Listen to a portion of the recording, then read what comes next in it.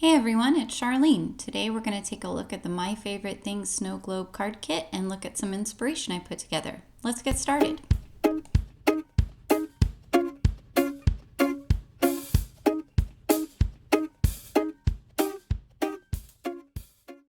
First of all, the packaging is lovely. They send any order with some tissue paper and that cute little sticker.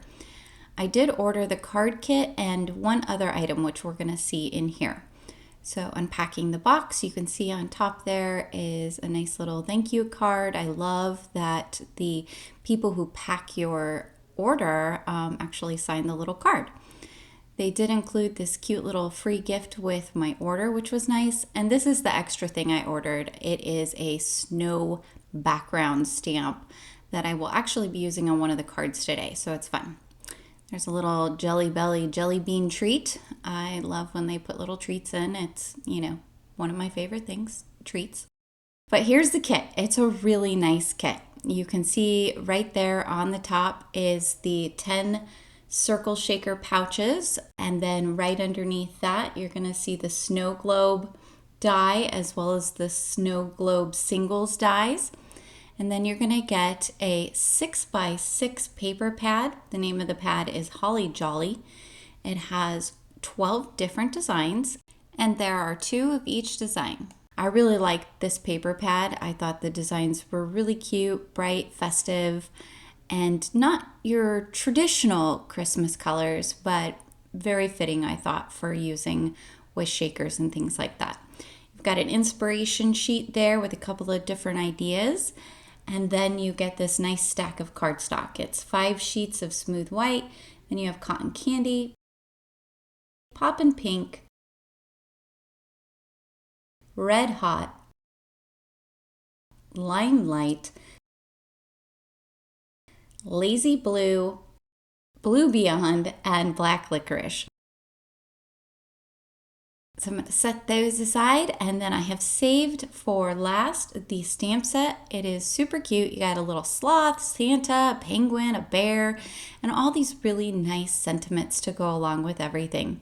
So this is a really versatile kit. You can use this to make shaker cards. You can use it for regular holiday cards. You can use it for winter themed cards because you've got those little different characters. I really like it. So jumping right in, we are going to start with the shaker tag that I'm going to make. This is real quick and easy. You could make a bunch of these to put on holiday gifts. I actually plan on making several to put on my kids' presents.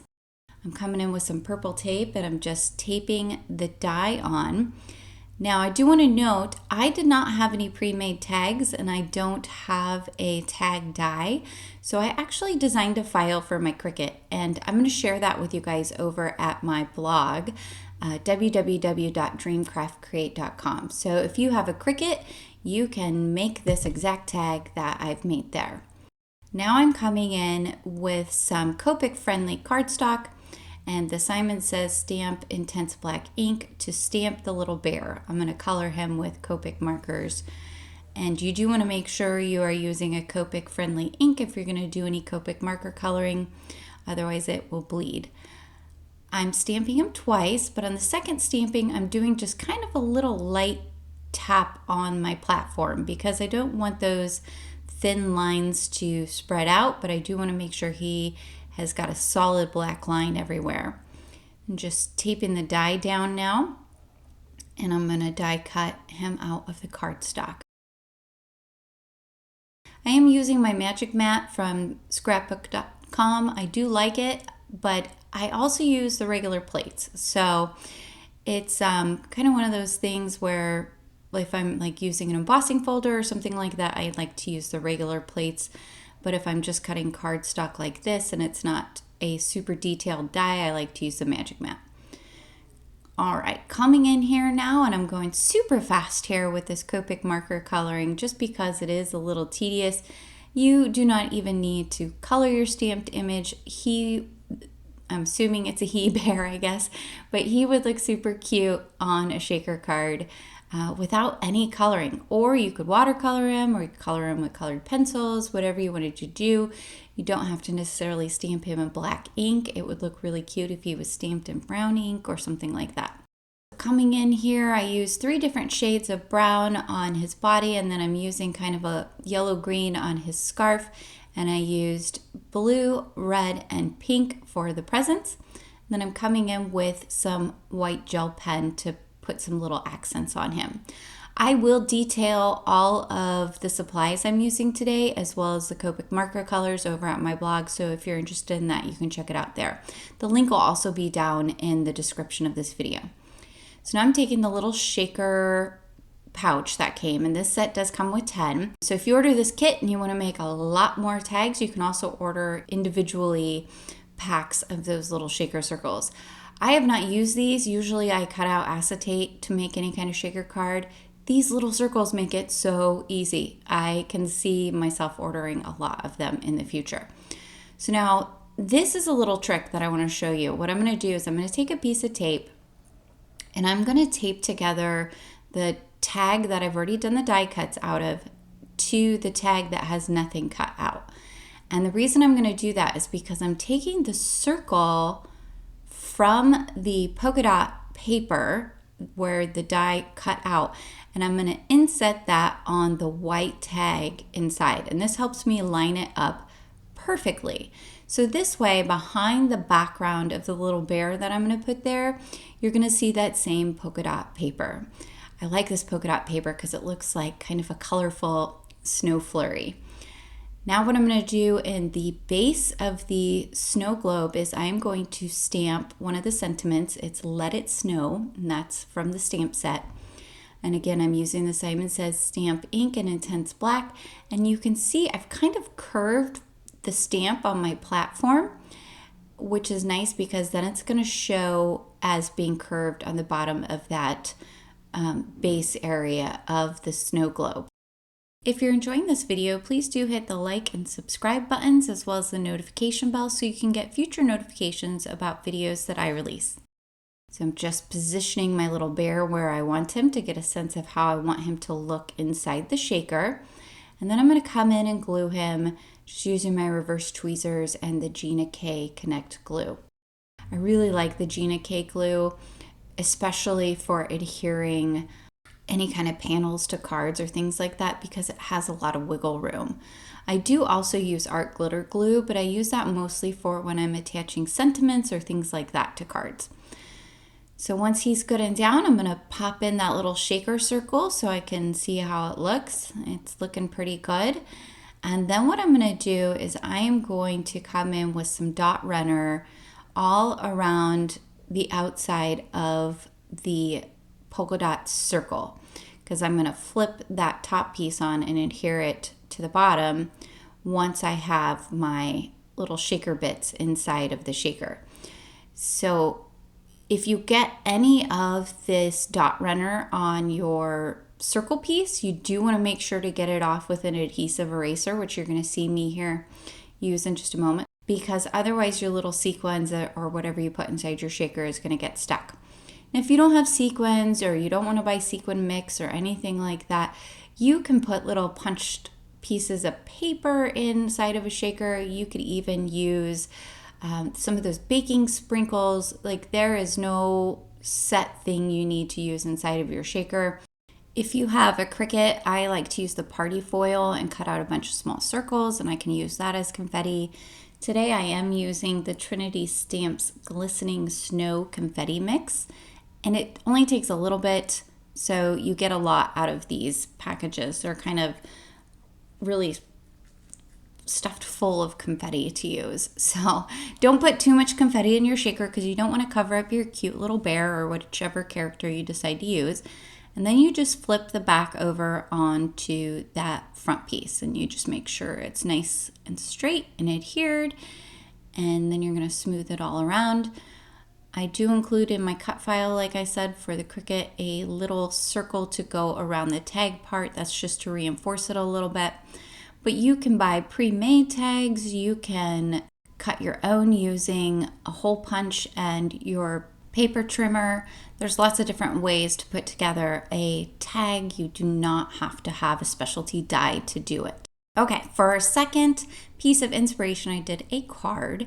And what I did is I took out a 1.5 by 1.5 square piece of 5 different patterns from the 6x6 paper pad. I just cut the corner. I created a little 1.5 by 1.5 sort of template from plain white cardstock. Then I just held it up to the corner of the page and used my scissors to cut out a square from each of the 5 different patterns. I'm using the 2 tree cutouts, one's small and one's big.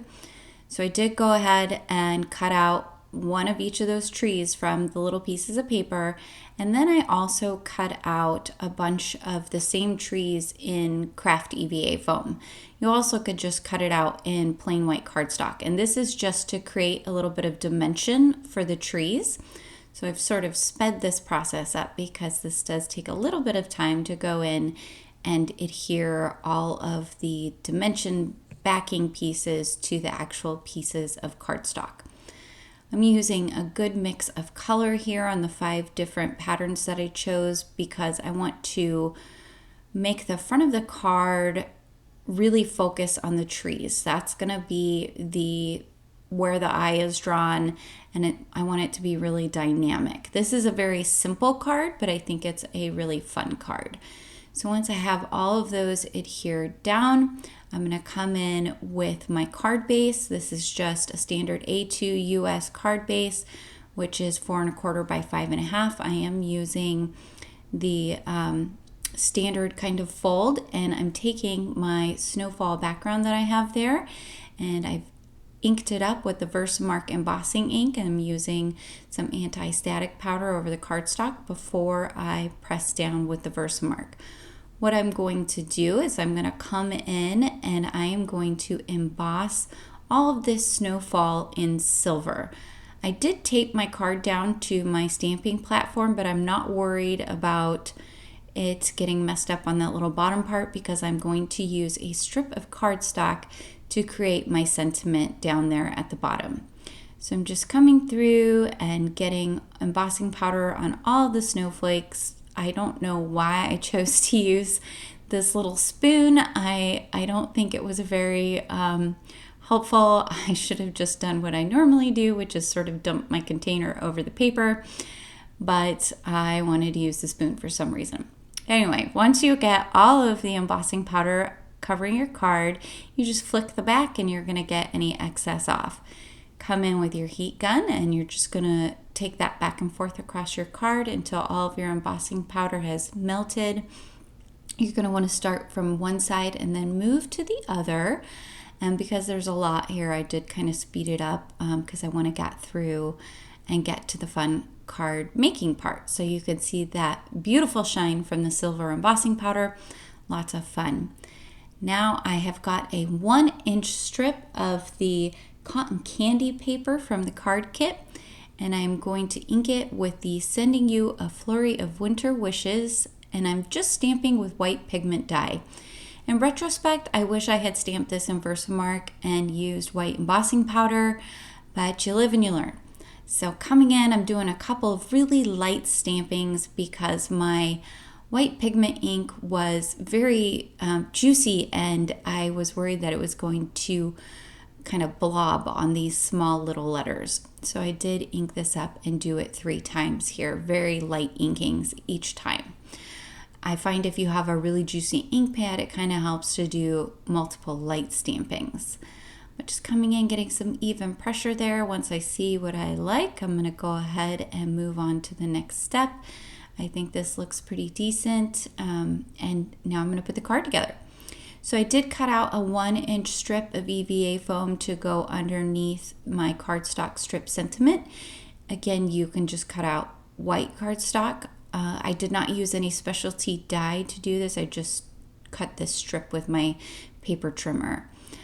So once that's glued, I'm going to adhere it to the very bottom of my card base because I want it to go along the bottom of the card. And then I'm going to glue all of those cute little trees right above the sentiment strip. This sentiment strip down at the bottom here is going to help ground those trees. And because it is popped up on the same kind of EVA foam. It has the same amount of dimension as the trees, and I can actually just barely tuck the trees back behind that sentiment strip so their bases kind of look like they are growing out of the pink paper. I don't know, I guess pink paper grows multicolored trees. But starting with my center tree, and then I'm going to come in and put all the rest of them on the card so I can kind of place them where I want to be. And then I'm going to do both of the end trees. This is going to help me measure and sort of balance where I adhere each of the other trees. I find it really helpful. Otherwise, you might end up with too much room or not enough room once you get to the other side. So I always start in the middle, do the ends, and then work my way through the interior. Once you have them all adhered, you could be done here. It's super cute as is. I decided to come in with my white gel pen and just hand draw a dashed border. I have never actually done this before, so my dashes were a little uneven. I think maybe next time I do this, I will use a ruler and get a really nice straight line. I'm a bit of a perfectionist like that, so the slightly askew line bothers me, but you know, it's handmade, not Hallmark. I think Jennifer McGuire says that. So and what does Gina K say? It's better than horrible. I think it turned out pretty well. I am happy with the outcome, and I do think that dash border adds a lot. You could do just one row of dashes, or you could dash both the top and the bottom like I come in and do, or you could do dashes all the way around. I think any of those would look really nice on this card. This is just something I think that takes a little bit of practice. So maybe if you're going to try this for the first time, do it on a scratch piece of paper, or like I said, go in with a ruler just until you get sort of the hang of what works well for doing this. So there we have it. There's the finished card. Overall, I am really happy with it. I think it's super cute.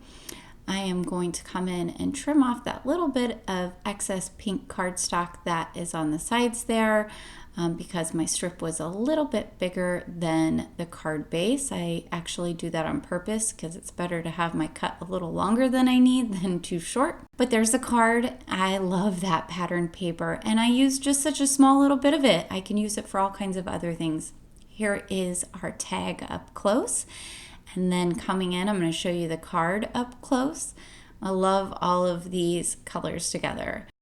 Thanks guys for sticking around until the end. I will see you again soon with another video. Bye!